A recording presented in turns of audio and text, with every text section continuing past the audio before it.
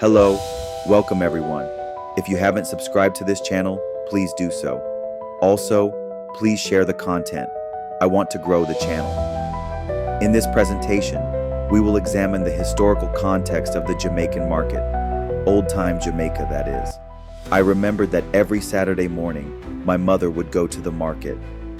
At the same time, others would go in the evenings, but she would rather go in the mornings. She believed that it was the best time. Although she is not here with me today, I still remember her vividly, and this presentation is dedicated to her memory. So we can get started. In the 18th and 19th centuries, sugar plantations dominated the island's economy, relying on the violent exploitation of enslaved Africans. While a small group of white elites grew wealthy, most people, enslaved and free, poor, lived in poverty and hardship. However, amidst this oppressive system, lively and meaningful marketplaces began to flourish. These markets were more than places to buy and sell goods. They were essential spaces for survival, communication, and the expression of African Jamaican culture. This report explores how Jamaican markets operated, the challenges people faced within them, and how colonial powers tried to restrict their freedom. Yet these efforts could not fully suppress the human drive for connection, culture, and economic independence. The story of Jamaica's markets is one of toil, tenacity, and triumph, a powerful reminder of how people can resist oppression, build community, and shape a shared future even in the darkest of times. These marketplaces laid the foundation for cultural strength and national identity that continues to inspire today. Enslaved individuals, especially women known as Higglers, played a central role in these markets. Despite facing harsh conditions, they showed great strength, creativity, and determination. Their journeys to market were physically and emotionally demanding, but they found ways to support their communities and maintain a sense of dignity and autonomy. These markets challenged the idea that enslaved people were powerless. Even the plantation owners, who tried to control every part of enslaved life, had to accept the importance of these spaces. Although you may not be aware, there was once a Sunday market. In colonial Jamaica, Sunday, typically a day of rest from plantation labor, became the main market day. Although limited, this time offered enslaved Africans and African Jamaicans a rare opportunity for enterprise and self-reliance. Planters, aiming to reduce the cost of feeding enslaved people, allowed them to farm small plots called provision grounds. Surplus produce and handmade goods from these plots formed the core of Sunday market trade. This practice became so widespread that the 1792 Consolidated Slave Act legally required slave owners to provide land and time for cultivation. Despite opposition from the Anglican elite, who disapproved of Sunday trade, these markets became essential to Jamaica's internal food supply. During times of crisis, like the American Revolutionary War when food imports fell, these local markets helped feed people across the island, enslaved and free, black and white alike. These markets operated as a parallel economy. Though under colonial rule, they developed independent systems of trade, exchange, and even savings. They reflected the economic intelligence and resilience of people who were denied basic rights and education. The Sunday markets not only sustained communities but also challenged the complete control that the plantation system tried to impose. They were powerful spaces of survival, resistance, and ingenuity within an oppressive society. The goods sold in Jamaica's historical markets reflected the agricultural skill and creativity of African Jamaican vendors. Most items originated from provision grounds and included starchy staples like yams, cassava, plantains, and sweet potatoes, as well as fruits, vegetables, and cash crops such as coffee, ginger, pimento, cotton, and arrowroot.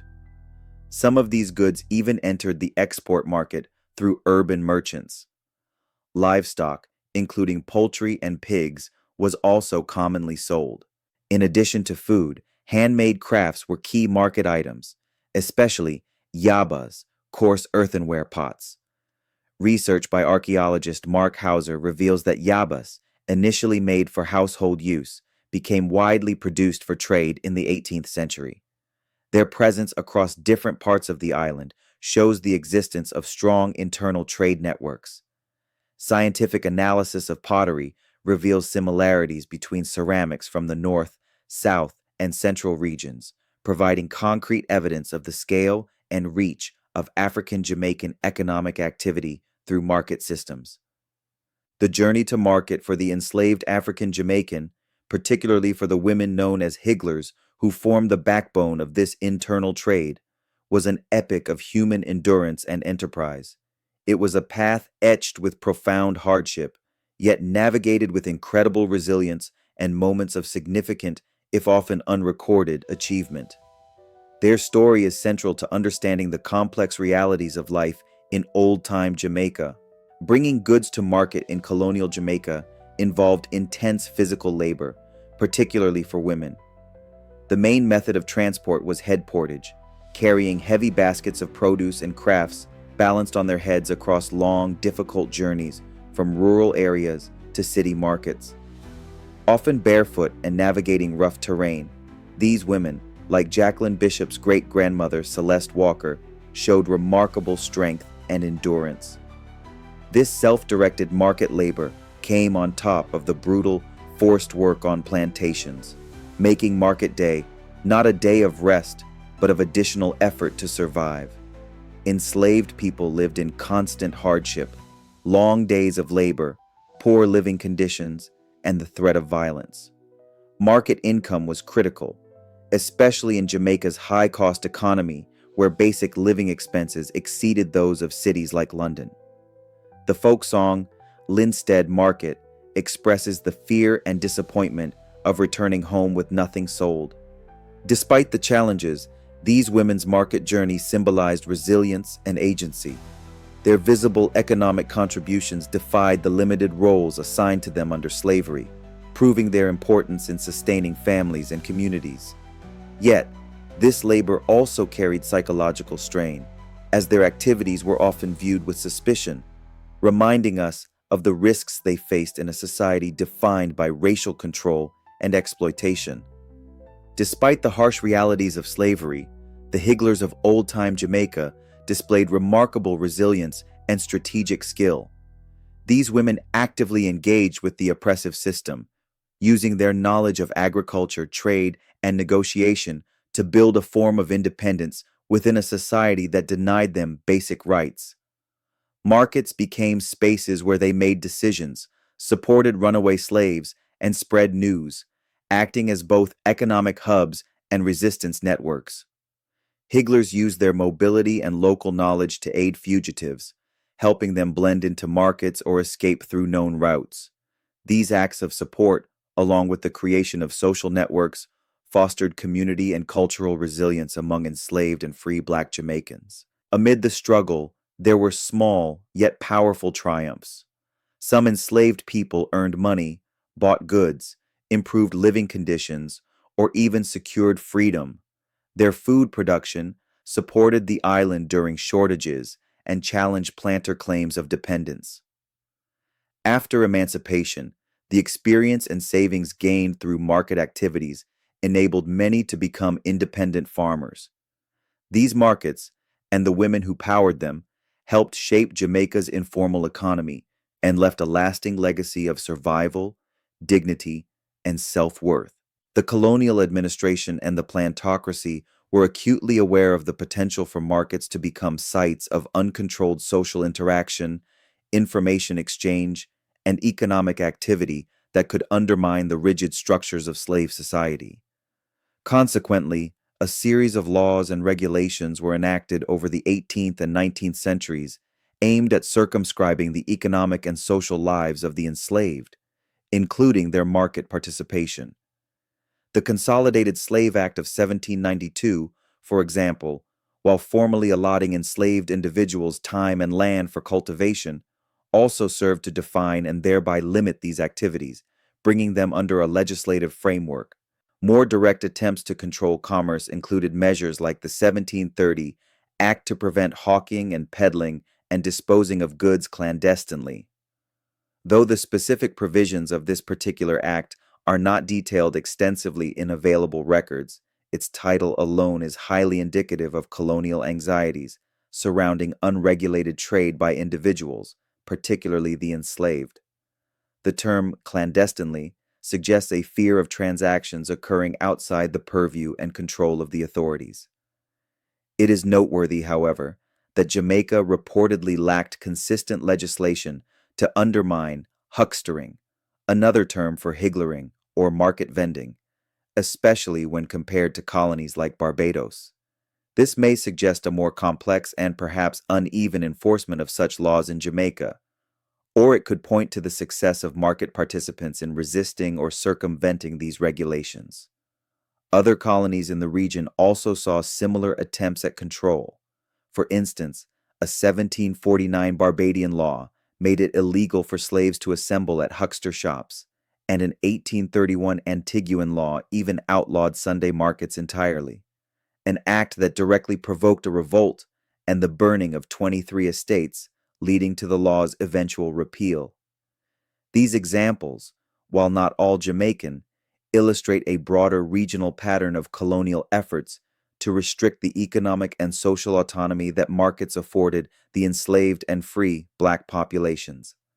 These legislative interventions were fundamentally about asserting racial and social dominance and suppressing potential sites of black collective action, as much as they were about economic regulation. With the full abolition of slavery in 1838, the socio-economic fabric of Jamaica underwent a profound transformation, yet the marketplace remained a central institution.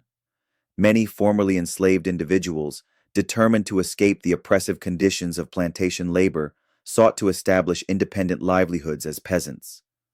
They formed new villages, often in the hilly interior of the island, cultivated their own plots of land, and continued the well-established practice of bringing their surplus produce to market.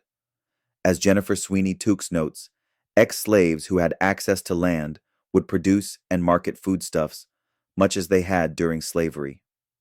This continuity was vital as the skills in agriculture, beyond sugar monoculture, trade, negotiation, and financial management honed in the Sunday markets during slavery proved indispensable in building a new life in freedom. The post-emancipation era brought new challenges, including the struggle for access to land, as planters were often reluctant to cede control, and the overall decline of the sugar-based plantation economy. However, peasant production for domestic consumption and for new export crops, such as bananas, grew in importance, with small settlers accounting for a significant portion of the island's agricultural output. The Higglers, predominantly women, continued to be the crucial intermediaries in this system, connecting rural producers with urban consumers and maintaining the vibrant market culture. This shift towards peasant proprietorship and a more diversified agricultural base, marketed by Higglers, represented a grassroots economic transformation and a significant assertion of black economic agency. The Jamaican market, especially through the figure of the Higgler, represents resilience, entrepreneurship, and cultural strength. These women, praised by Jacqueline Bishop as symbols who fed and continued to feed nations, played vital economic, social, and cultural roles. Markets were more than places of trade. They fostered community, cultural expression, and resistance. Traditions like the festive Grand Market, rooted in Sunday markets during slavery, transformed into joyful celebrations of freedom, blending music, costumes, and shared identity. These gatherings redefined a space of survival into one of empowerment, making the market a lasting symbol of Jamaican cultural heritage and unity. The journey to market in old-time Jamaica was marked by intense physical labor and systemic oppression, yet it also revealed the extraordinary resilience of African Jamaican women, particularly Higglers. These women transformed hardship into opportunity, creating thriving spaces of trade, social connection, and cultural expression. Through their efforts, they not only supported their families, but also contributed to Jamaica's food security and laid groundwork for life after emancipation. Far from being mere vendors, they were economic drivers, cultural guardians, and quiet revolutionaries who challenged the constraints of slavery. Their small daily victories, earning income, sharing information, aiding fugitives, shaped a collective resistance and helped forge a post-slavery Jamaican identity. The Higgler became a symbol of endurance, entrepreneurship, and community strength. Their legacy is not just historical, it lives on in the cultural traditions, informal economy, and spirit of self-reliance still seen across Jamaica today. These women's lives offer powerful insight into how race, gender, and class shaped survival and resistance.